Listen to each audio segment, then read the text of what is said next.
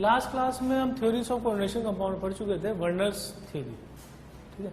Werner theory के बाद जो नेक्स्ट थ्योरी है Sidgwick effective atomic number, EN rule.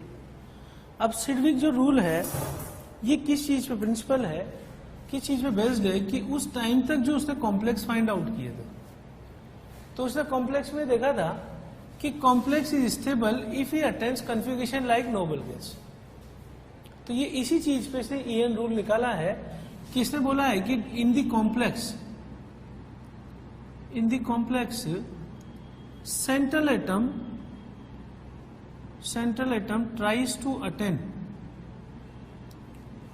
tries to attain configuration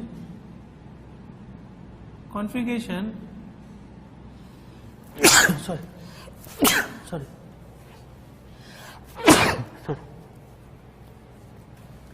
tries to attain configuration like noble gas, like nearest noble gas,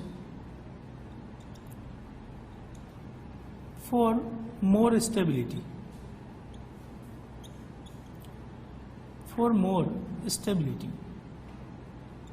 अब actually ये वही point है जो केमिकल बॉन्डिंग में पॉइंट होता है कि कोई भी बॉन्डिंग के दौरान कोवेलेंट बॉन्डिंग जब होती है या आयनिक बॉन्ड बन रहा है तो एटम क्या कोशिश कर रहे हैं कि जो नियरेस्ट नोबल गैस है उसका जैसा कन्फ्यूगेशन आ जाए। सेम चीज सिडविक ने भी बोली कि यहां भी जब बॉन्डिंग होगी तो जो सेंट्रल एटम है after the bonding he will try to attain configuration like nearest noble gas. और ऐसा क्यों कर रहा है? Because noble gas are very stable and because of अगर नोबल गैस जैसा कन्फ्यूगेशन ले लिया तो स्टेबिलिटी हाई हो जाएगी। अब इस केस में पहले पॉइंट में एक कमी है, बाद में जाके ये रूल में कमी ये हुई कि सारे कॉम्प्लेक्स ऐसा नहीं करते। लेकिन जब थ्योरी का डेवलपमेंट हुआ और सिडविक ने ये चीज डिस्कवर की, उस टाइम तक बहुत कम ऐसे कंपाउंड थे जिनकी डिस्कवरी हुई थी। तो ये थ्योरी बहुत कम कंपाउंड पे लागू होती है, अधिकतर पे लागू नहीं होती है। यानी अपन ये मान सकते हैं कि 10% कंपाउंड है तो उन पे लागू हो रही है, और अधिकतर किस पे लगती है? इट इज मोस्टली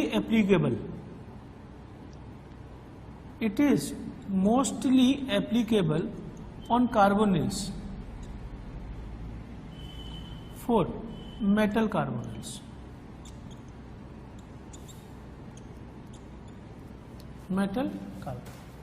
तो हमने पहला पॉइंट ये बोला है कि कॉम्प्लेक्स में सेंट्रल एटम जो है नोबल गैस का कन्फिगरेशन लेना चाह रहा है नियरेस्ट, ठीक है। तो नोबल गैस का एटॉमिक नंबर हमें याद रखना पड़ेगा, neon, argon, krypton, xenon, radon. 2, 10, 18, 36, 54, 86। यानी कि अगर एलिमेंट क्रिप्टोन के पहले वाला है तो क्रिप्टोन जैसा होना चाहेगा, जीनोन के पहले वाला है जीनोन जैसा होना चाहेगा। तो हमें ये वाले नंबर्स ध्यान रखने हैं। अगर ईएन नंबर ये आ गया इनमें से कोई, इसका मतलब वो फॉलो कर रहा है ईएन रूल को, और अगर इनमें से कोई नंबर नहीं आएगा तो फॉलो नहीं करता। ये मैं बोल चुका हूं कि अधिकतर कंपाउंड पे नहीं लगता है, कुछ एक कंपाउंड पे लगता है। उनमें से भी कौन से कंपाउंड है? मेटल कार्बोनिल्स, ठीक। अब इनमें जो है मेटल कार्बोनिल्स में ईएन रूल को कैसे निकाला जाता है? तो ईएन नंबर निकाला जाता है is equal to atomic number minus oxidation state,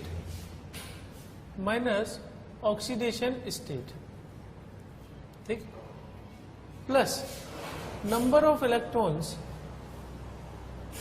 given by ligands,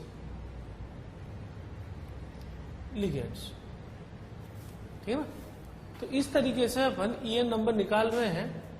atomic number यानी कि Z और ऑक्सीडेशन नंबर इसमें से माइनस करना है। इस कैलकुलेशन के बाद जो नंबर हमें मिलेगा उसको हम बोलेंगे ईएन नंबर।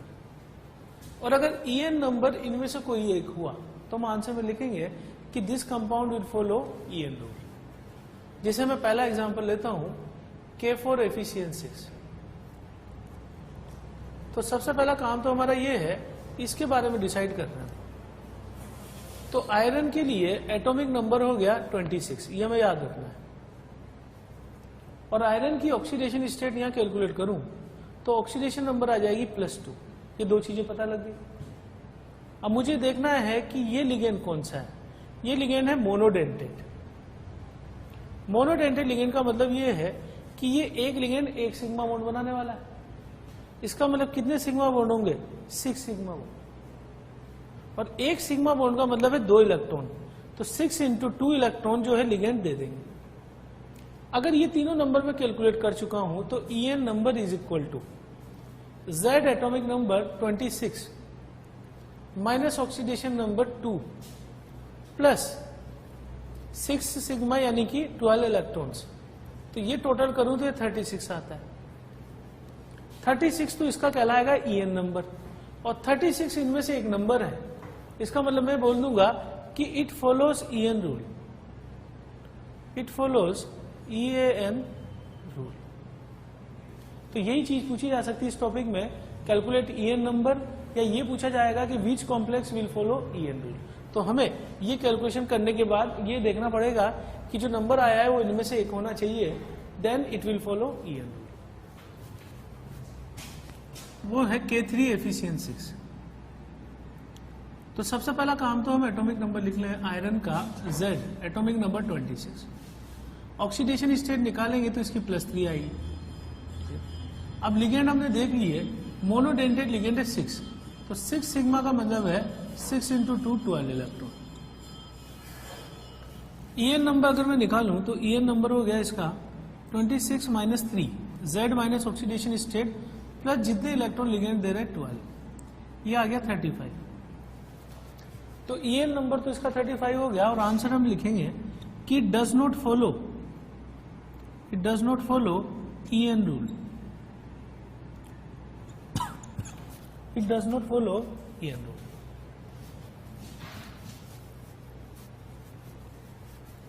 एग्जाम्पल है इसमें, जैसे मैं ले लूं इसमें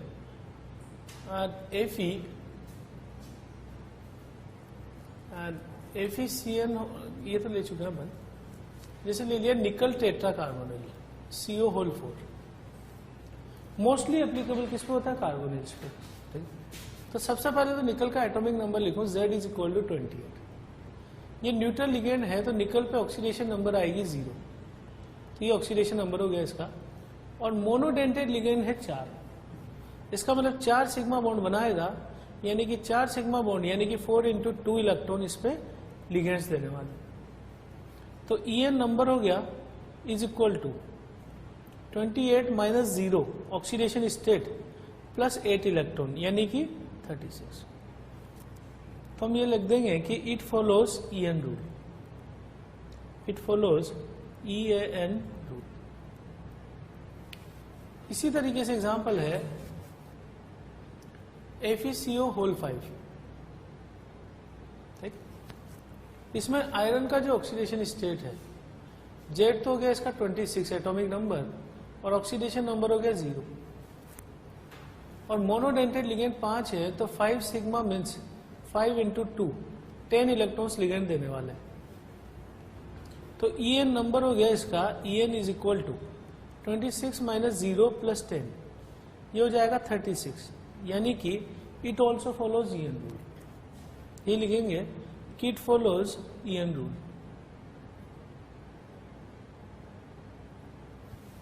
ठीक, इसी तरीके से मैं एग्जांपल लूं वेनेडियम CO6।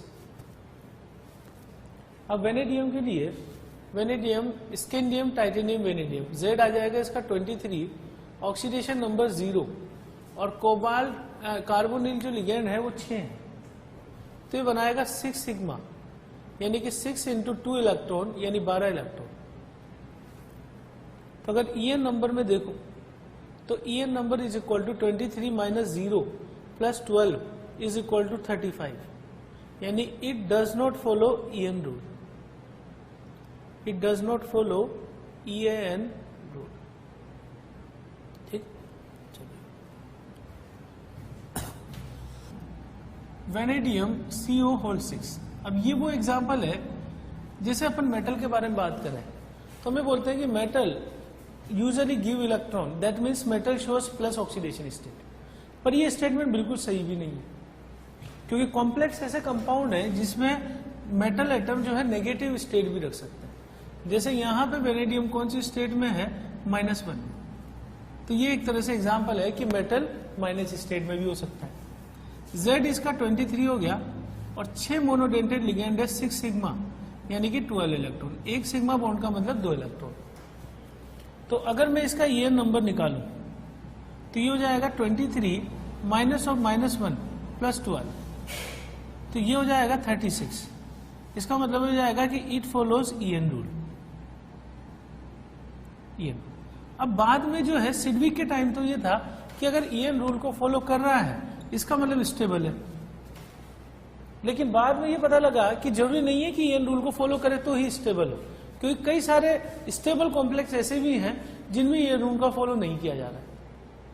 तो अगर मुझसे बोला जाए कि स्टेबिलिटी है या नहीं है आज के टाइम पर, तो स्टेबिलिटी हम इससे नहीं देखेंगे, लेकिन अगर एक ही कॉम्प्लेक्स में कंपैरिजन किया जाए तो मैं बता सकता हूं स्टेबिलिटी।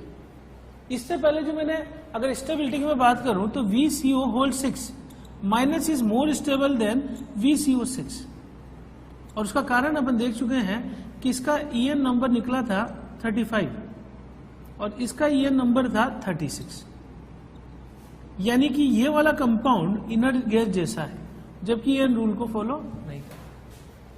तो अगर इसने स्टेबिलिटी बढ़ा ली है, EN number nearest inert gas जैसा कर लिया, तो हम बोल देंगे कि ये ज्यादा स्टेबल हो गया है इसके कंपेयर। लेकिन अगर कॉम्प्लेक्स अलग अलग हो, मेटल एटम अलग अलग हो, तो हम स्टेबिलिटी को इससे नहीं दिखाएंगे, ठीक है ना। ये प्रैक्टिस स्टेबिलिटी के लिए नहीं है।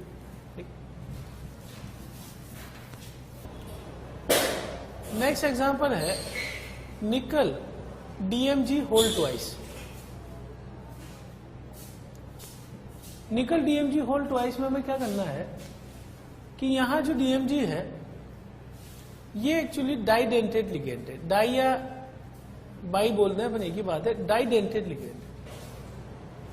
और डाइडेंटेड लिगेंड का मतलब ये है कि 2 सिग्मा बॉन्ड बनाने वाला है। अब 2 लिगेंड है और 2 सिग्मा है, तो हम टोटल सिग्मा बॉन्ड बोलेंगे कि 4 सिग्मा बनाने वाला है ये। और 4 सिग्मा है तो 4 × 2 यानी 8 इलेक्ट्रॉन ये लिगेंड देने वाले हैं।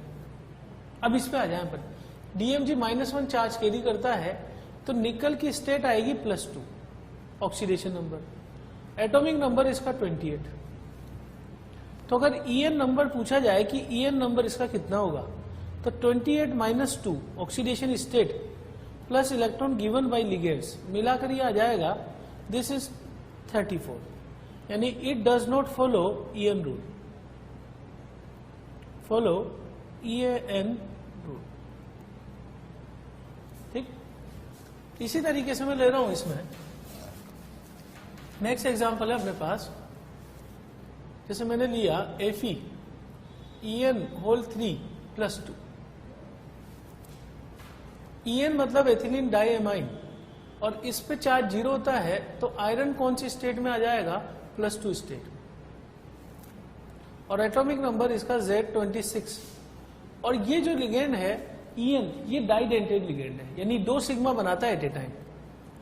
2 सिग्मा एक बना रहा है लेकिन 3 ले रहे हैं, तो ये मिलाकर 6 सिग्मा बनाने वाला है, यानी 6 × 2 12 इलेक्ट्रॉन देने वाला है। तो अगर मैं EN नंबर निकालूं तो हो जाएगा 26 minus oxidation state 2 plus 12 electron given, ये आ जाएगा 36। 36 यानी कि it will follow EN rule. Next example है FeEDTA -2। अब आयरन EDTA पे चार्ज होता है -4, तो आयरन पे चार्ज होना चाहिए +2। तो हमने ऑक्सीडेशन स्टेट निकाल लिया आयरन की +2, और Z इसका कितना है 26। अब क्वेश्चन ये है कि EDTA यहां पर किसकी तरह काम कर रहा है। EDTA is hexadentate ligand. Hexadentate यानी कि ये एक अकेला ही कितने बॉन्ड बनाने में कैपेबल है, 6 सिग्मा। एक ही लिगेंड है और वो 6 सिग्मा बना रहा है अकेला ही, तो 6 × 2 12 इलेक्ट्रॉन देने वाला है। अगर मैं इसका EN नंबर कैलकुलेट करूं तो आ जाएगा 26 atomic number minus oxidation state 2 plus electron given by ligands, ये आ जाएगा 36, यानी इट फॉलोज ईएन रूल। तो ये जो टॉपिक है सिडविक टॉपिक, इसमें दो चीजें पूछी जा सकती है कि calculate EN number of the compound, और दूसरा out of this 4 complex which follows EN rule. तो उसके लिए मुझे क्या करना पड़ेगा, सबका ईएन नंबर निकालना पड़ेगा सेपरेटली और देखना पड़ेगा कि वो नियरेस्ट इनर गेज जैसा है या नहीं है, यानी 18, 36, 54 और 86 के बराबर आएगा तो ईएन नंबर को फॉलो कर रहा है, अदरवाइज नहीं। और इसको हम स्टेबिलिटी से जोड़ के नहीं देखेंगे, अगर ईएन रूल फॉलो नहीं कर रहा है तब भी ये पॉसिबिलिटी है कि वो स्टेबल हो। सिडविक के टाइम तक ये था कि अगर नहीं फॉलो कर रहा है तो स्टेबल भी नहीं होगा, लेकिन इसके एक्सेप्शन कई सारे हैं, और ज्यादातर ये रूल किस पे लगता है, मेटल कार्बोनिल्स। तीसरा जो डेवलपमेंट था, this is valency bond theory.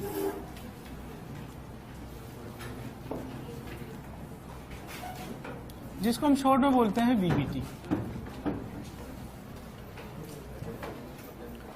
अब वैलेंसी बॉन्ड थ्योरी वीबीटी जो है ये बिल्कुल सेम वही कंसेप्ट है जो केमिकल बॉन्डिंग में आता है। तो केमिकल बॉन्डिंग में वीबीटी का जो पहला पॉइंट है वो ये है कि कोई भी अगर बॉन्ड बन रहा है तो किस वजह से बनता है, because of the overlapping between atomic orbital. तो वीबीटी का पहला पॉइंट हमें बोल रहे हैं कि covalent bond is formed, covalent bond is formed due to overlapping between atomic orbitals, atomic orbitals। ठीक है, ये बॉन्डिंग का पॉइंट है कि जब दो एटॉमिक ऑर्बिटल आते हैं उनमें ओवरलैपिंग का मतलब क्या होता है, overlapping means sharing of some region, sharing of some region. ठीक है ना, जैसे मान लीजिए एक एस ऑर्बिटल आया और दूसरे एस ऑर्बिटल के साथ ये मर्ज होकर इस तरीके से बन गया। ये जो चीज हो रही है sharing of some region, that is called as overlapping. और ओवरलैपिंग की वजह से बॉन्ड कौन सा बनता है, कोवेलेंट बॉन्ड। ये वीबीटी पॉइंट का, वीबीटी कंसेप्ट का एक पॉइंट है। अब यहां पे जब हम कोऑर्डिनेशन कंपाउंड में बात करते हैं तो कोऑर्डिनेशन कंपाउंड में कोवेलेंट बॉन्ड की बजाय, वैसे कोऑर्डिनेट बॉन्ड को भी हम कोवेलेंट बॉन्ड ही मानते हैं, पर special type of covalent bond is form, that is called as coordinate bond. तो यहां पे क्या होगा कि मेटल और लिगेंड जो है, तो लिगेंड अपने इलेक्ट्रॉन पेयर को मेटल को देगा और इनमें आपस में कौन सा बॉन्ड बनने वाला है, कोऑर्डिनेट बॉन्ड। कोऑर्डिनेट बॉन्ड के लिए कंडीशन ये है कि metal must have vacant orbital and ligand must have filled orbital. Normal covalent bond में क्या होता है कि दोनों एटॉमिक ऑर्बिटल्स आते हैं एक एक इलेक्ट्रॉन लेकर और उस एक एक इलेक्ट्रॉन की पेयरिंग करते हैं। लेकिन अगर कोऑर्डिनेट बॉन्ड बन रहा है तो ये डोनर एटम कहा जाएगा और ये acceptor, this is donor atom और दिस इज एक्सेप्टर एटम। तो इस केस में कंडीशन थोड़ी सी अलग है। यहां पे तो ये है कि both orbital should be half filled, यहां कंडीशन ये है कि ligand must have full field orbital.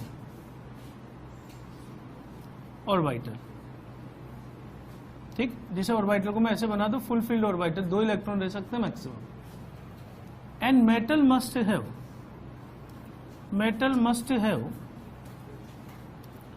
Vacant orbital, इस तरीके से। अगर नॉर्मल कोवेलेंट बॉन्ड बनता तो दोनों में एक एक इलेक्ट्रॉन होना चाहिए था, लेकिन होता यह है कि ये 2 इलेक्ट्रॉन लेके आता है और इसके पास वैकेंट ऑर्बिटल। तो कोऑर्डिनेशन कंपाउंड में जब हम किसी कॉम्प्लेक्स को लिखते हैं तो कॉम्प्लेक्स की कंडीशन ही यही है कि लिगेंड के पास तो लोन पेयर होने चाहिए, इलेक्ट्रॉन देने वाला ग्रुप होना चाहिए ये, और मेटल सेंट्रल एटम ऐसा होना चाहिए जिसके पास वैकेंट ऑर्बिटल हो, तभी बॉन्ड फॉर्मेशन होगा, क्योंकि ये अपने इलेक्ट्रॉन लाकर इसके वैकेंट ऑर्बिटल में रखेगा और उस केस में ये डोनर और ये एक्सेप्टर कहा जाएगा और जो बॉन्ड बनेगा covalent, that is called as coordinate bond. अब वैलेंसी बॉन्ड थ्योरी में इन पॉइंट्स के बाद एक पॉइंट और आता है कि जब ओवरलैपिंग होती है उसके पहले एक और प्रोसेस होता है hypothetical, that is called as hybridization. ठीक है, तो हम ये लिखेंगे कि before overlapping between orbitals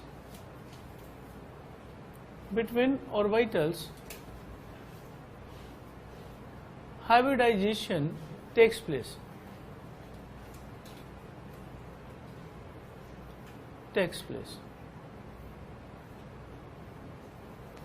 hybridisation का क्या मतलब है कि it is intermixing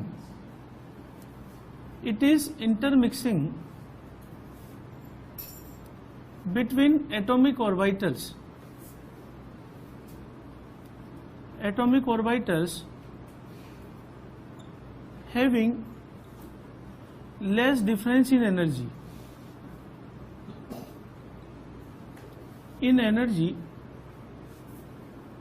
to form identical set of orbitals of equal energy।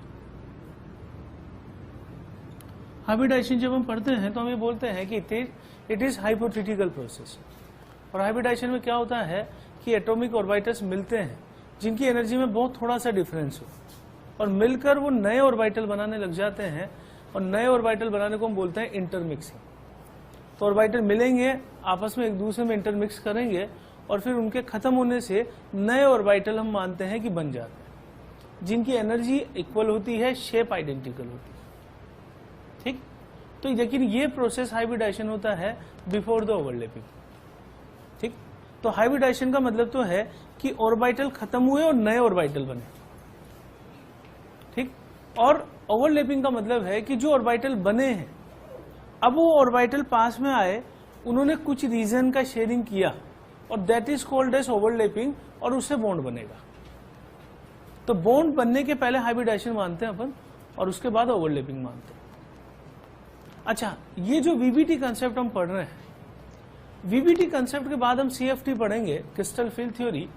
और वीबीटी कंसेप्ट सिर्फ ज्यादा इंपॉर्टेंट नहीं है हमारे लिए, क्योंकि हाइब्रिडाइजेशन निकालने में ये कोई मदद नहीं करता है। इसके केस में हमेशा कंफ्यूजन देता है वीबीटी के कंसेप्ट में। तो बिल्कुल एग्जैक्ट हाइब्रिडाइजेशन अगर निकालना है तो इसके बाद वाला नेक्स्ट कंसेप्ट इंपॉर्टेंट है हमारे लिए, CFT.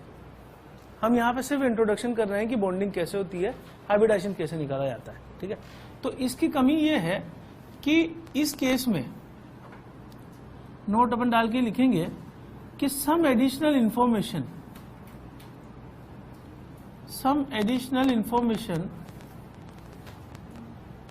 may be required to know hybridization according to VBT। ये इसकी कमी है कि अगर हम VBT से हाइब्रिडाइजेशन निकालना चाह रहे हैं तो उस केस में कुछ एडिशनल इंफॉर्मेशन हमें पता होनी चाहिए, वरना हम कंफ्यूजन के साथ रहेंगे कि हाइब्रिडाइजेशन कौन सा हो सकता है। वो भी मैं बताता हूं कि कैसे कंफ्यूजन रहेगा। एडिशनल इंफॉर्मेशन कौन सी होगी, जैसे example magnetic movement, magnetic nature, number of unpaired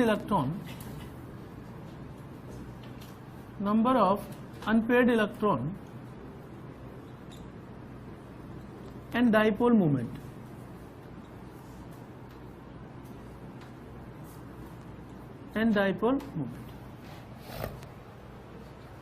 अगर हमारे पास एडिशनल इंफॉर्मेशन है ये सब, तो हम इनके बेसिस पे हाइब्रिडाइजेशन एग्जैक्टली निकाल सकते हैं। लेकिन हाइब्रिडाइजेशन अगर एडिशनल इंफॉर्मेशन नहीं दे रहा है तो हाइब्रिडाइजेशन निकालना मुश्किल हो जाएगा अकॉर्डिंग टू वीबीटी। और इसकी कमी को दूर करने के लिए, ये इसकी कमी है, इस ड्रॉबैक को दूर करने के लिए जो अगला कंसेप्ट आया है सीएफटी, उसका एडवांटेज ये होगा कि अगर इनमें से कोई भी चीज ना दी हुई हो तब भी हम एग्जैक्ट हाइब्रिडाइजेशन निकालने में कैपेबल है। ठीक, तो अभी वीबीटी अपन स्टार्ट कर रहे हैं। सबसे पहला हम स्टार्ट करेंगे कोऑर्डिनेशन नंबर 2। केमिकल बॉन्डिंग में हम बात करते थे स्टेरिक नंबर की, ठीक है ना, लेकिन यहां हम बात करेंगे कोऑर्डिनेशन नंबर की। और कोऑर्डिनेशन नंबर हम कैसे डिफाइन कर रहे हैं कि किसी सेंट्रल एटम के आसपास कितने सिग्मा बॉन्ड्स, ठीक है ना, मतलब जैसे अगर किसी मेटल के आसपास अगर 2 ही सिग्मा बॉन्ड है, ठीक, तो फिर हम उसके केस में क्या बोलेंगे कि कोऑर्डिनेशन नंबर 2। तो 2 मोनोडेंटेड लिगेंड उसके आसपास है तो कोऑर्डिनेशन नंबर 2 कहलाएगा। अब इसके केस में क्या होगा कि हाइब्रिडाइजेशन फिक्स है, अगर 2 ही हैं तो हाइब्रिडाइजेशन इसका होगा sp, और इन दोनों में रिपल्शन मिनिमाइज करने के लिए ये एंगल होना चाहिए 180 डिग्री, क्योंकि अगर मैं एंगल कम करूंगा तो रिपल्शन उसमें क्या होगा, ज्यादा होगा। तो ऐसे होने की बजाय वो कैसे होना चाहिए, so that repulsion is minimised. तो उस केस में अगर हम इसका शेप बोले तो शेप कौन सा हो जाएगा, लीनियर। अब इसके एग्जांपल में ले रहा हूं, ये चीज याद करनी है अपन को कि 2 कोऑर्डिनेशन के केस में sp हाइब्रिडाइजेशन और लीनियर शेप, इसको तो हम बोलेंगे हाइब्रिडाइजेशन और ये होगी शेप। अब मैं इसका एग्जांपल ले रहा हूं AgCN2 होल -1। अब देखो यहां तो कोई डाउट नहीं है क्योंकि कोऑर्डिनेशन नंबर 2 है। अगर कोऑर्डिनेशन नंबर 2 है तो एक ही चांसेस है कि लीनियर होगा और sp होगा, और कोई डाउट वाला केस नहीं। आगे आने वाले केसेस में डाउट हो सकता है, लेकिन यहां हम बोलेंगे कि यहां तक कोई डाउट नहीं।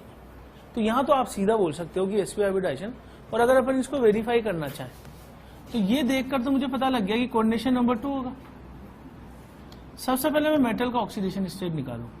Ag कौन सी स्टेट में है, +1, है ना, Ag केवल +1 स्टेट में ही मिलता है या 0 स्टेट में। तो Ag+1 में कॉन्फ़िगरेशन, अब पूरे कोऑर्डिनेशन कंपाउंड में हमारे लिए इंपॉर्टेंट है कॉन्फ़िगरेशन। अगर कॉन्फ़िगरेशन नहीं है तो फिर उस केस में हमें दिक्कत हो जाएगी। जैसे कॉपर के नीचे जो है सिल्वर और गोल्ड आता है, ठीक है ना, अगर कॉपर +1 करूं मैं तो ये बन जाएगा 3d10। तो अगर आपको ये याद है कि कॉपर के नीचे सिल्वर आता है तो आप इसे क्या लिख सकते हो, 4d10, और गोल्ड होता है तो उस केस में 5d10। ये चीज हमें आनी चाहिए। यानी मैंने कल बताया था कि 21 से लेकर 30 तक तो हमें सबके कॉन्फ़िगरेशन पता होने चाहिए, एटॉमिक नंबर पता होना चाहिए, और उसके नीचे वाले एलिमेंट का पता होना चाहिए कि उसके नीचे कौन कौन से आते हैं। वो चीज हमारे लिए हेल्पफुल है यहाँ पे इस चैप्टर में। तो उसको जितनी जल्दी हो सके उतना याद कर लेना, है ना, वरना चैप्टर में देखते रहोगे यार आयरन के लिए 3d6 कैसे लिख दिया, है ना। तो वो चीज है ना बच्चे के लिए थोड़ी सी याद करने वाली पॉइंट है। Ag+1 का स्ट्रक्चर में लिखूं, ये 3d10 और एक इलेक्ट्रॉन जो गया है ये इससे गया है 4s0, तो मैं Ag+ का स्ट्रक्चर लिखूं 4d10 5s0 और उसके बाद खाली पड़ा होगा 5p0, सही। अब अगर मैं D बनाऊं तो D तो पूरा भरा हुआ है, D में कितने इलेक्ट्रॉन आ सकते हैं, 10, तो 10 ही है अभी, तो ये पूरी तरीके से भरे हुए हैं। अब वैकेंट ऑर्बिटल की शुरुआत कहां से होती है, S से, और इसके बाद आगे जो है ये P के 3 खाली पड़े हुए हैं, ये S, ये P, ये P और ये P। अब इस मेटल एटम के सामने 2 लिगेंड आ रहे हैं मोनोडेंटेड। इसका मतलब जो लिगेंड आएगा वो अपने इलेक्ट्रॉन खाली ऑर्बिटल में रखेगा। एक तो रखेगा इसमें, स्टार्टिंग यहां से होगी क्योंकि एनर्जी इसकी सबसे कम है, फिर एनर्जी बढ़ती जाएगी आगे जाते जाएंगे। तो ये बोर मॉडल का कंसेप्ट है कि जैसे जैसे आगे बढ़ते जाता है एनर्जी बढ़ती जाती है। दूसरा लिगेंड आएगा, एक और लिगेंड आया, इसने इसमें रखा। अब जो इंटरमिक्सिंग होगी वो किसके बीच में होगी इंटरमिक्सिंग, एक ऑर्बिटल तो S काम आ रहा है और एक P काम आ रहा है। ये जो आगे खाली पड़े हुए इनका कोई रोल नहीं है, ये ऐसे ही पड़े रहेंगे। लेकिन अब इसके आगे तो बहुत सारे खाली पड़े हुए हैं, ठीक ना, पूरा आगे आने वाले ऑर्बिटल खाली पड़े हुए, तो 50-100 ऑर्बिटल खाली पड़े हुए, लेकिन हमें जरूरत तो 2 ही की है ना, क्योंकि लिगेंड तो 2 ही आ रहे हैं। तो S और P की मिक्सिंग होगी तो हाइब्रिडाइजेशन कौन सा लिख दूंगा मैं, समझ गए बात हो। तो ये S प्लस P की मिक्सिंग से sp हाइब्रिडाइजेशन, और जब ये जुड़ेंगे तो ये मैंने बता दिया कि 2 लिगेंड है, तो आपस इसका स्ट्रक्चर मैं कैसे बना सकता हूं कि Cn, उसके बाद Ag और फिर ये Cn, तो ये इसको एक लोन पेयर दिया, ये इसको लोन पेयर दिया, और इस पूरे पे चार्ज क्या लिख दूं, और ये दोनों कितने एंगल पे होंगे, 180 डिग्री पर। शेप क्या बोल दोगे आप, linear, this is linear shape, ठीक है। तो ये पहला केस है। अब 3 कोऑर्डिनेशन नंबर में इसका मतलब 3 लिगेंड है। अब 3 लिगेंड है तो उस केस में 3 लिगेंड के बीच में रिपल्शन मिनिमाइज होगा जब एंगल कितना होगा, 120 डिग्री। और इस शेप को मैं बोल सकता हूं ट्राइगोनल प्लेनर। तो हमारा पहला काम है कि हम ये आइडेंटिफाई कर लें कि आसपास कितने सिग्मा बॉन्ड है। जितने सिग्मा बॉन्ड होंगे वही उसका कोऑर्डिनेशन नंबर कहलाएगा, ठीक है। तो सिग्मा बॉन्ड हम बोल रहे हैं कि यहाँ पे 3। अब इस केस में ट्राइगोनल प्लेनर इसकी शेप हो जाएगी, और हाइब्रिडाइजेशन बोलना चाहें तो ये हमेशा फिक्स है sp2, ठीक। इसका मतलब कितने ऑर्बिटल s काम आ रहे हैं, 1, और p कितने काम आ रहे होंगे, 2। अब इसका कन्फिगरेशन का एग्जांपल मैं लिखूं, जैसे Hg(I3) और ये -2 है ना, Hg(I3) यहां से -1। तो Hg(I3) -1 में सबसे पहला काम, लिगेंड 3 है। कौन से लिगेंड है, आयोडाइड, नाम लिख सकते हैं अपन, नेमिंग सीख चुके हैं ऑलरेडी, ठीक है। तो 3 लिगेंड है तो आप सीधा ही लिख सकते हो, यहाँ कोई कंफ्यूजन नहीं है कि ये sp2 होगा और इसका शेप होगा ट्राइगोनल प्लेनर, ठीक है। ये यहाँ पे खत्म हो गया क्योंकि यहाँ कोई कंफ्यूजन नहीं। वेरीफाई करना चाहें तो मरकरी जो है वो कौन सी स्टेट में है, +2 में। अब मरकरी +2 में है तो आपको ये याद रखना पड़ेगा कि जिंक, कैडमियम और मरकरी। अगर आप जिंक जो है कौन सी स्टेट में ले रहे हो, +2 में, तो ये बनता है 3d10 4s0, तो ये बन जाएगा 4d10 5s0, ये बन जाएगा 5d10 और 6s0। अभी मैंने थोड़ी देर पहले बोला है कि 21 से लेकर 30 तक तो सारे याद होने चाहिए। जिंक का एटॉमिक नंबर 30 और भरेंगे अबाव प्रिंसिपल से, तो वो 3d10 4s2 आता है। जब भी हम इलेक्ट्रॉन निकालेंगे केटायन बनाते समय, तो हम सबसे बाहर वाले से इलेक्ट्रॉन निकालेंगे जिनका ओरिजिनल कॉन्फ़िगरेशन है 3d10 4s2। इलेक्ट्रॉन निकालना हो तो यहां से निकालेंगे, आउटर मोस्ट से, ठीक है ना। तो कॉन्फ़िगरेशन देखते हमारे दिमाग में आना चाहिए कि क्या हो सकता है इसका, वो आपको याद रखना पड़ेगा। तो ये हो गया 5d10 6s0 और 6p0। अगर मैं इसको बनाऊं तो यहाँ 5d में d में 10 इलेक्ट्रॉन्स है, पूरा भरा हुआ है ये, इसके पास कोई खाली ऑर्बिटल नहीं है। मेटल के वही ऑर्बिटल बॉन्डिंग में काम आएंगे जो खाली पड़े हुए हैं, वैकेंट, ठीक। तो लिगेंड को किसकी तलाश है, मेटल एटम के पास वैकेंट ऑर्बिटल्स। तो ये 3 हो गए, ये s, ये p, ये p और ये p। अब लिगेंड हमारे पास कितने आ रहे हैं, 3 आ रहे हैं।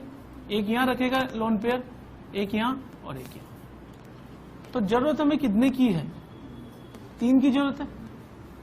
एक s और 2 की p की मिक्सिंग है, तो हाइब्रिडाइजेशन में क्या बोल दूंगा, sp2, ठीक है ना। ये वेरीफाई हो गया इसके लिए कि sp2 हाइब्रिडाइजेशन। वो अपन यहीं से देख के बता सकते हैं क्योंकि कोऑर्डिनेशन नंबर 3 में कोई डाउट नहीं है, यहाँ फिक्स है कि यहाँ पे sp2 ही होगा, ठीक है। नेक्स्ट एग्जांपल कर रहे हैं इसमें, CuCN3 और यहाँ -2 will be sp2 and shape will be trigonal planar। पिछले वाले का शेप अगर अपन लिखना चाहें तो इसका शेप किस तरीके से लिखेंगे, अगर हमें ड्रॉ करने के लिए बोला जाए तो Hg यहाँ पर, आयोडाइड यहाँ पे एक लिगेंड, आयोडाइड लिगेंड, ये आयोडाइड लिगेंड, और पूरे पे चार्ज अपन क्या कर दें, ठीक।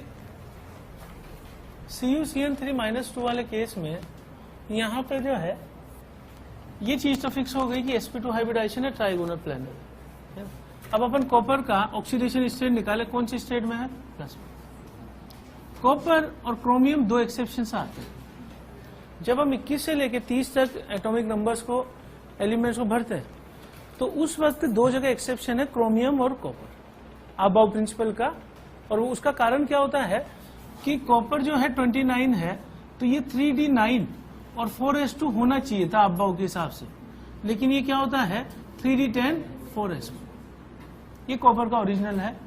और कॉपर अगर +1 स्टेट में होगा तो क्या बन जाएगा 3d10 4s0 और आगे के पूरे खाली पड़े हुए हैं 4p0 4d0। अब जब भरे हुए ऑर्बिटल है उनका तो कोई काम नहीं है, ठीक है ना, उनको एज इट इज लिख देंगे हम, ठीक है। d10 है तो ये इस तरीके से 10 हमने भर दिए। उसके बाद जो है s खाली पड़ा हुआ है और 3p खाली पड़े हुए हैं। लेकिन जो लिगेंड आने वाले हैं वो लिगेंड कितने आने वाले हैं 3 लिगेंड अपने लोन पेयर यहां रखेंगे तो काम आने वाले कौन से हैं, एक s और 2p, यानी हाइब्रिडाइजेशन कौन सा हो गया। और अगर इसका शेप में देखूं कि किस तरीके से होगा तो यहाँ कॉपर Cn लिगेंड साइनाइड, यहाँ Cn और यहाँ Cn, ठीक है। तो इस तरीके से जो है यहाँ पे इस केस में sp2 हाइब्रिडाइजेशन होगा। यहाँ पे कंफ्यूजन जो स्टार्ट होगा वो होगा कोऑर्डिनेशन नंबर 4 से। 2 और 3 में कोई कंफ्यूजन नहीं है, एक ही तरह का शेप होगा हमेशा और एक ही तरह का हाइब्रिडाइजेशन होगा। कोऑर्डिनेशन नंबर 4 में 2 चांसेस है। पहला चांस है sp3 और दूसरा है dsp2। sp3 के केस में जो शेप होती है वो होती है इस तरीके से, जो कि आप जो है ऑर्गेनिक में भी कई बार पढ़े होंगे। This is called as tetrahedral, ठीक।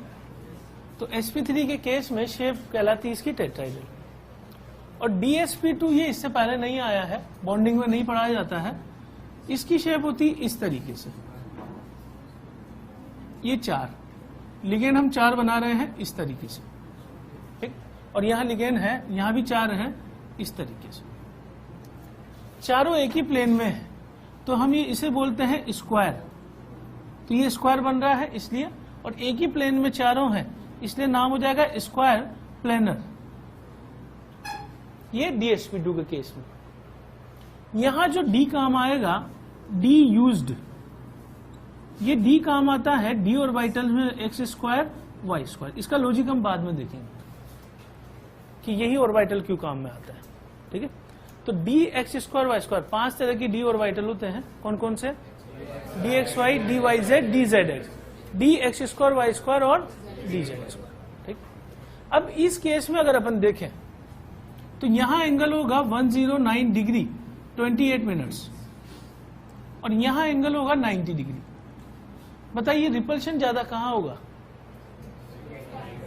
रिपल्शन ज्यादा होगा इस केस में। तो इस केस में ज्यादा रिपल्शन है तो हम ये कह सकते हैं कि अगर मान लो हमारे पास बड़े लिगेंड है, ये पॉइंट मैं आगे भी एक्सप्लेन करूंगा, अगर बड़े लिगेंड है तो उनको हम इसमें जमाते हैं ताकि रिपल्शन कम हो। बड़े लिगेंड अगर मैंने यहां रख दिए तो उनमें एंगल कम होगा और एंगल कम होगा तो रिपल्शन ज्यादा होगा, और रिपल्शन अगर ज्यादा है तो हम ये कह सकते हैं स्टेबिलिटी कम हो जाती है। तो बड़े लिगेंड को रखने के लिए ज्यादा एप्रोप्रिएट कौन सा है, ये वाला। अब यहां पे हाइब्रिडाइजेशन निकालना है तो दोनों में से कोई भी एक चांस हो सकता है, ठीक है ना। वो हमें देखते पता नहीं लगेगा कॉम्प्लेक्स। अगर हम वीबीटी पढ़ रहे हैं तो जब हम सीएफटी पढ़ लेंगे तब तो हम देखते ही बता देंगे बिना किसी एडिशनल इंफॉर्मेशन के। लेकिन वीबीटी की कमी यही है कि यहां आगे अगर जैसे मान लीजिए मुझे कॉम्प्लेक्स दे दिया, अच्छा उसके पहले मैं एक चीज बता दूं, मैग्नेटिक मोमेंटम कैसे डिसाइड करते हैं। इसको बोलते हैं हम स्पिन ओनली मैग्नेटिक मोमेंट, जिसका साइन है म्यू से अपन साइन कर रिप्रेजेंट करते हैं √ n × n+2 और यूनिट इसकी होती है Bohr magnetron. This is called as Bohr magnetron. और जो मैं n लिख रहा हूं, this n is equal to number of unpaired electron. तो हमें ऐसा हो सकता है कि वो अनपेयर्ड इलेक्ट्रॉन दे दे या फिर मैग्नेटिक मोमेंट दे दे। जैसे फॉर द एग्जांपल अगर मैं n की वैल्यू 0 रख दूं तो म्यू कितना हो जाएगा 0। मैं n की वैल्यू 1 रख दूं तो म्यू कितना हो जाएगा √3, और n बराबर 2 रख दें अपन तो उस केस में कितना हो जाएगा म्यू इज इक्वल टू √8, और अनपेड इलेक्ट्रॉन 3 हुए तो म्यू इज इक्वल टू √50, ये हो जाएगा 1.732 √8 2.8 और √15 3.8, मतलब समथिंग ये एग्जैक्ट देख लेना। बोर मैग्नेट्रॉन इसकी यूनिट होगी। तो आप ही सोच लो, अगर किसी क्वेश्चन में आपको ये दे दिया है तो आप सीधा अनपेड इलेक्ट्रॉन के बारे में आइडिया लगा सकते हो। दूसरी बात, अगर हम ये बोले कि अनपेड इलेक्ट्रॉन 0 हो तो फिर हम इसको क्या बोलेंगे, the compound is called as diamagnetic. Diamagnetic की क्या खासियत है कि अगर उस कंपाउंड को मैग्नेटिक फील्ड से गुजारा जाए तो रिपल्शन शो करता है, उसमें रिपल्शन होता है। और अगर पैरामैग्नेटिक होगा तो n इज ग्रेटर देन 0, इसका मतलब दिस इज पैरामैग्नेटिक, या मैं इसको लिख दूं n not equal to 0, this is paramagnetic. और पैरामैग्नेटिक की खासियत क्या होती है कि जब मैग्नेटिक फील्ड से कंपाउंड को गुजारा जाए तो it show attraction towards magnetic, और अगर डायमैग्नेटिक को गुजारा जाए तो ये रिपल्शन शो करता है, दूर भागता है। ठीक है, तो ये दो कंपाउंड होते हैं मैग्नेटिक फील्ड के हिसाब से, डायमैग्नेटिक। तो अगर वो क्वेश्चन में डायमैग्नेटिक भी बोल देगा तो भी कंक्लूजन हम क्या निकाल लेंगे, n 0 है, और n 0 है तो मैग्नेटिक मोमेंट कितना है, 0। ठीक, तो ये एडिशनल इंफॉर्मेशन अगर होगी तो ये मदद करेगी हमको हाइब्रिडाइजेशन एग्जैक्ट डिसाइड करने में कि which should be the hybridization out of these two, है ना। तो उसके एग्जांपल हम लेते हैं।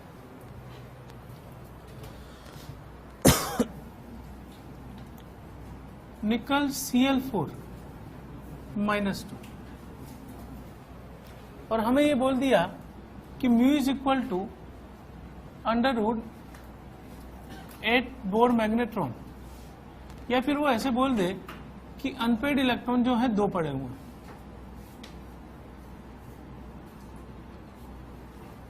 तो आप दोनों का मतलब एक ही है, ये बोले चाहे ये बोले, कंक्लूजन हम एक ही निकालेंगे।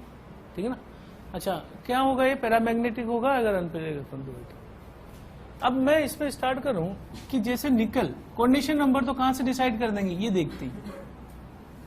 4Cl माइनस है तो कोऑर्डिनेशन नंबर कितना हो जाएगा, लेकिन अब कंफ्यूजन है आगे कि sp3 होगा या dsp2 होगा। तो सबसे पहले निकल का ऑक्सीडेशन स्टेट निकालूं, कितना आएगा, +2। अब अलग से मैं निकल का एटॉमिक नंबर 28 होता है, ये होता है 3d8 4s2।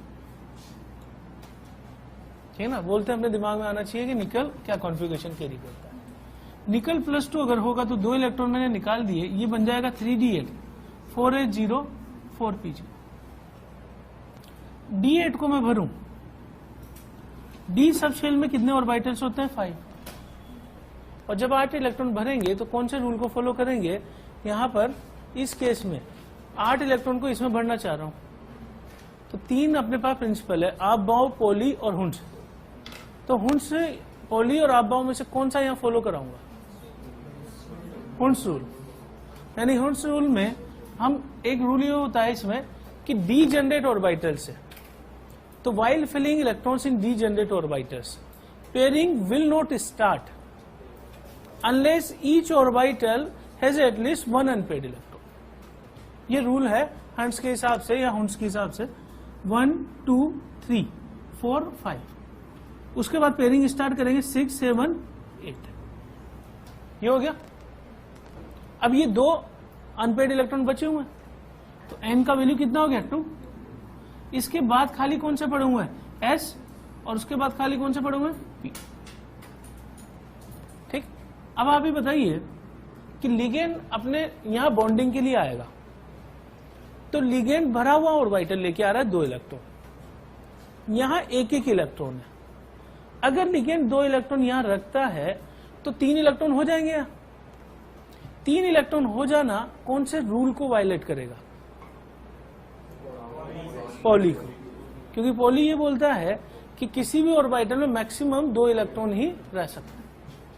इसका मतलब यहां तो नहीं रह सकता, तो ये काम नहीं आएंगे। ठीक है ना, ये काम नहीं आएंगे तो लिगेंड कहां से भरना चालू करेगा, फर्स्ट सेकंड, 4 लिगेंड आ रहे हैं, थर्ड और फोर्थ। कितने काम आ रहे हैं ऑर्बिटल हाइब्रिडाइजेशन में? एक s और 3 p काम आ रहा है, तो हाइब्रिडाइजेशन क्या हो गया? और sp3 है, तो शेप आप सीधा ही बोल सकते हो, फिक्स है कि दिस इज टेट्राहेड्रल शेप। समझ गए बात को? लेकिन मेथड की कमी क्या है कि अगर ये ना बोला जाए तो हम हाइब्रिडाइजेशन नहीं निकाल पाएंगे, ठीक है ना, ये मेथड की कमी। निकल Cn4 -2 और ये मुझे दे दिया कि दिस इज डायामैग्नेटिक। अब अगर डायामैग्नेटिक है, ये गिवन होना चाहिए, तो अनपेयर्ड इलेक्ट्रॉन कितने हो गए इस केस में? 0। निकल कौन सी स्टेट में होगा यहाँ पे? +2। ये हम लिख चुके हैं 3d8 4s0 4p0। अब d8 को अगर मैं कहूं कि d8 अपने हुंस रूल से भरा 1 2 3 4 5 6 7 8, ये 2 इलेक्ट्रॉन ऐसे पड़े हुए हैं, s खाली p खाली। अभी अनपेयर्ड इलेक्ट्रॉन कितने हैं? 2। लेकिन क्वेश्चन ये बोल रहा है कि डायामैग्नेटिक होना चाहिए।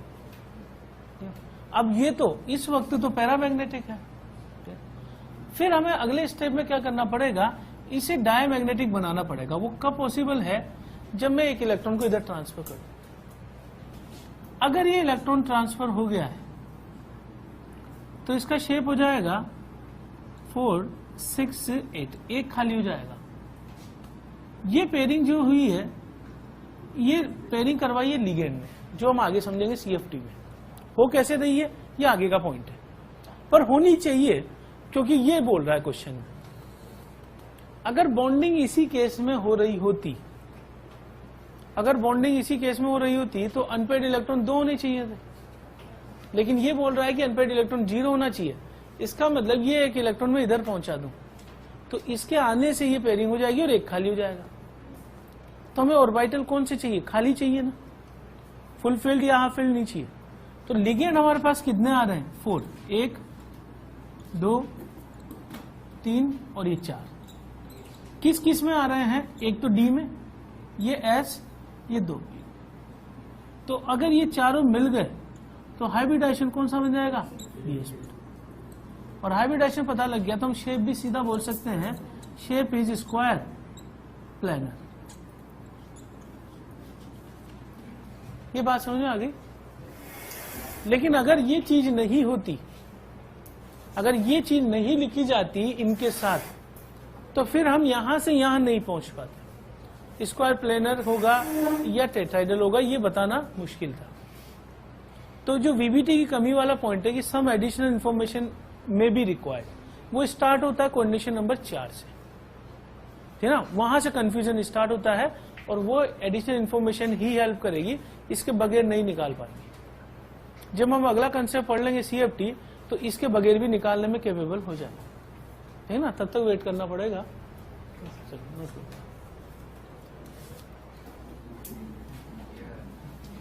अब ये बताइए कि निकल यहां कौन सी स्टेट में है? 0 स्टेट में, क्योंकि ये न्यूट्रल लिगेंड है। निकल 0 स्टेट में तो कौन सा होगा? 3d8 4s0। और हमें यहां दे दिया दिस इज डायामैग्नेटिक, इसका मतलब अनपेयर्ड इलेक्ट्रॉन होना चाहिए 0। अब अगर मैं 3d8 4s2 4p0 को बनाऊं तो ये बनेगा इस तरीके से, d8 यानी कि 1 2 3 4 5 6 7 8 2 अनपेयर्ड इलेक्ट्रॉन होंगे, और इसके बाद यहां 4s में 2 इलेक्ट्रॉन और p में खाली पड़ेंगे, ठीक। अब आप ये देखिए कि अगर ये 2 इलेक्ट्रॉन पड़े हुए हैं तो अनपेयर्ड इलेक्ट्रॉन कितने हैं? 2। जबकि क्वेश्चन क्या बोल रहा है कि it should be diamagnetic. Diamagnetic मतलब सबकी पेयरिंग करवानी है, ठीक। तो सबकी पेयरिंग करवानी है तो हम इन इलेक्ट्रॉन को इधर ट्रांसफर कर दें, एक इधर और एक इधर।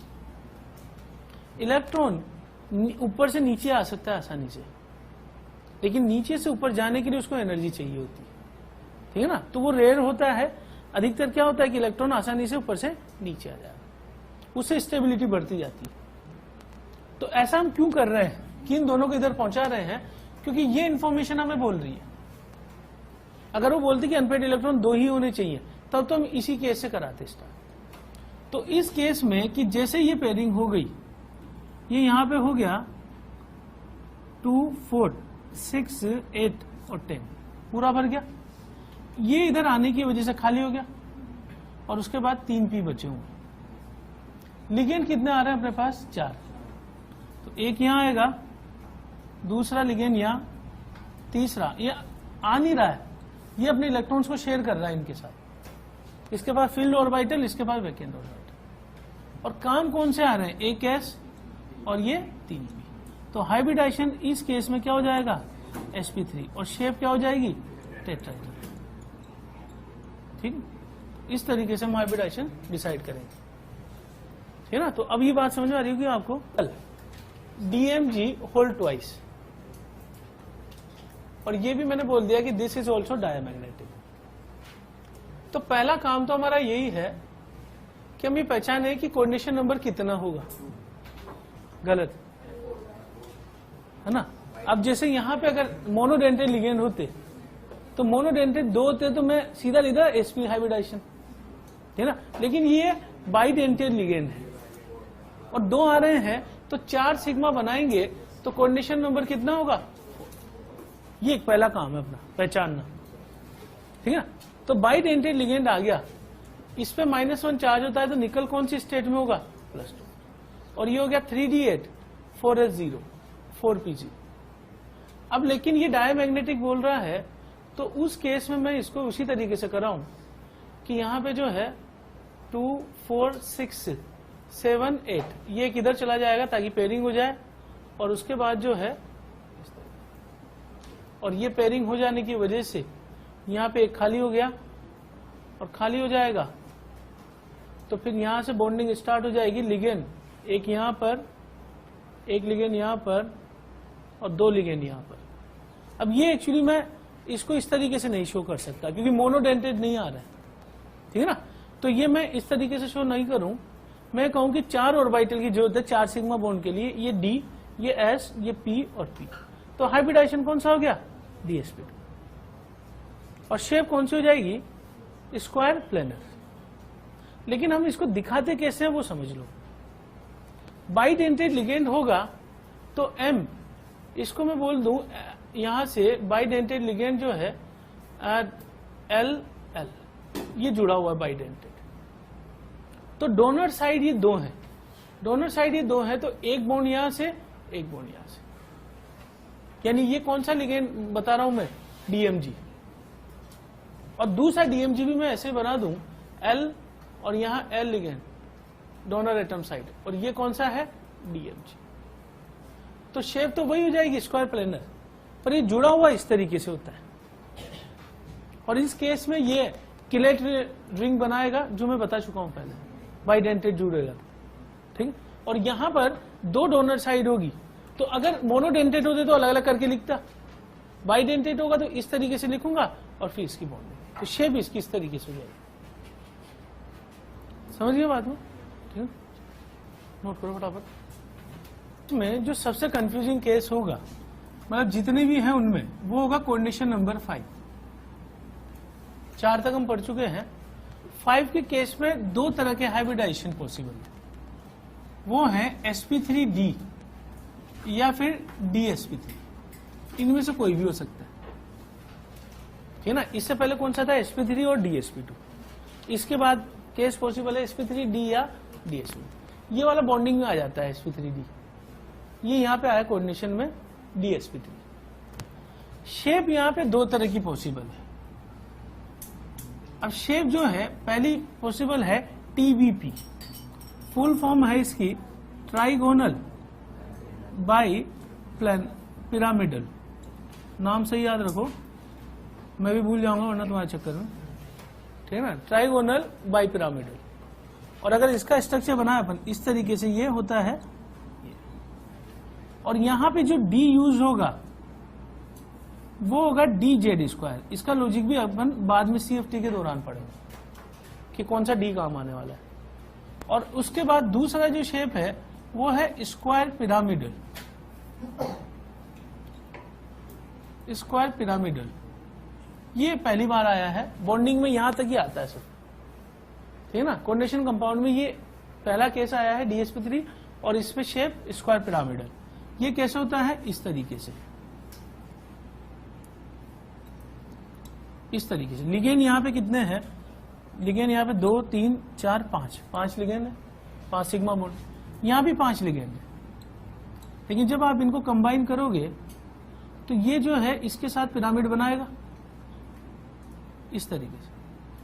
तो अगर ये नहीं होता तो हम बोलते हैं स्क्वायर प्लानर, और ये आ जाएगा 1 तो हम बोलेंगे स्क्वायर पिरामिड।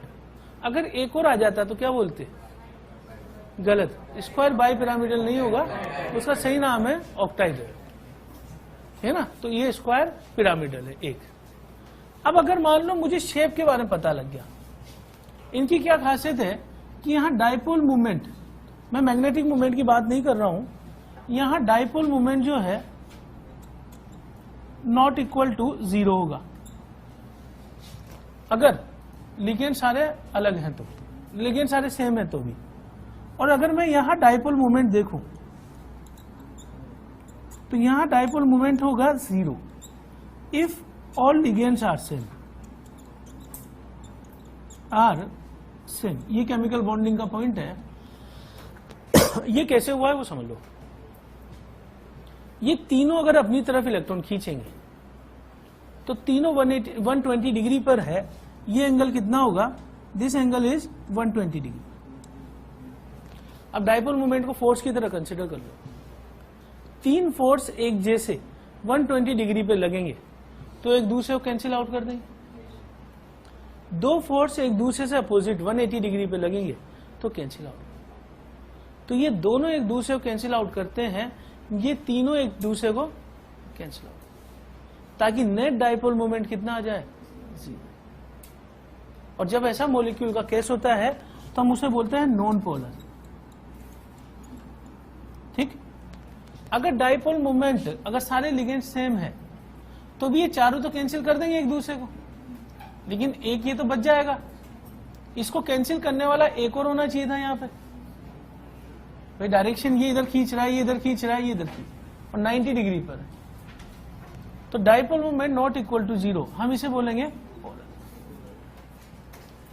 तो इस केस में 2 तरह की शेप पॉसिबल है और हाइब्रिडाइजेशन भी 2 तरह का पॉसिबल है। ये मोस्ट कॉम्प्लिकेटेड इसलिए है कि अगर मुझसे पूछा जाए यहां हाइब्रिडाइजेशन कौन सा है, तो हो सकता है sp3d या dsp3, इन दोनों में से कोई फिक्स नहीं है। ऐसे ही अगर यहां शेप पूछा जाए तो वो sp3d और dsp3, इनमें से कोई एक हो सकता है। यहां अगर पूछा जाए कि d यूज्ड कौन सा है, तो यूज्ड d यहां पर है dx² y²। ये आपको याद रखना पड़ेगा, जो हम CFT में समझ लेंगे, ठीक है ना। तो 5वां वाला केस जो है वो इसमें सबसे कॉम्प्लिकेटेड है, क्योंकि उसमें 2 तरह का हाइब्रिडाइजेशन पॉसिबल है। कौन कौन सा, TBP और स्क्वायर पिरामिडल। TBP मतलब ट्राइगोनल बाइपिरामिडल, ट्राइगोनल बाइपिरामिडल। अगर सारे लिगेंड सेम है तो इन सबका डाइपोल मोमेंट एक दूसरे को कैंसिल आउट कर देगा, नेट डाइपोल मोमेंट 0, और मॉलिक्यूल को हम बोलेंगे नॉन पोलर। हाइब्रिडाइजेशन कंफ्यूजन है यहाँ भी कि हाइब्रिडाइजेशन इन दोनों में से कोई भी हो सकता है। वो चीज कौन कंफर्म करेगा, dipole magnetic moment. Example next class में लेंगे अपन। स्क्वायर पिरामिडल में ये चारों एक प्लेन में और एक पिरामिड बना हुआ है। अगर ये चारों एक दूसरे को कैंसिल आउट भी कर दें तो ये तो बचेगा, तो net dipole moment not equal to 0। Hybridisation इन दोनों में से कोई एक हो सकता है, और डी यूज्ड यहां पर है dz² और यहां है dx² y², है ना। एग्जाम्पल